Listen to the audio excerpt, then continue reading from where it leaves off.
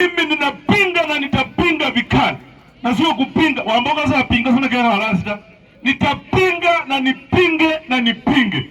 Na tunatafuta mbinu, hata sisi sasa tunaongea jinsi ya kuangusha mswada ya Mheshimiwa William Ruto. Na Mheshimiwa Ruto kwa ground vitu ni different. Watu walikusupport sana wakisema wamepata yule mtu ambaye atawasaidia.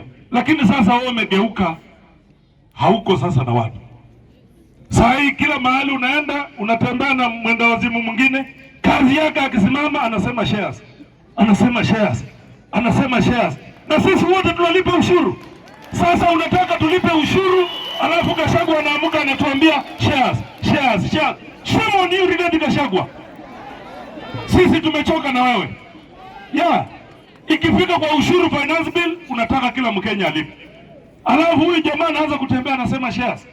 Na sasa mmekuwa hamuna manners. Kila mtu anachaguliwa Kenya sasa ni Mkalenjin, kabila moja. Mimi sio mkabila kabisa. Lakini nataka rais aheshimu Kenya iko na makabila 45. Kila saa hii ukianza Port Authority, Kalenjin. Ukikuja Kenya Pipeline, Kalenjin.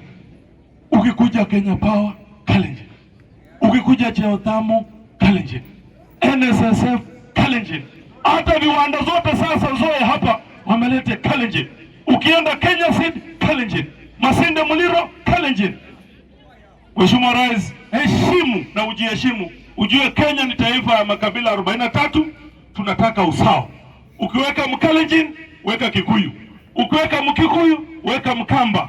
Weka Mturukana, weka Mjaluo. Tusonge mbele kama Kenya moja ambaye ilipata madaraka miaka 60 iliyopita.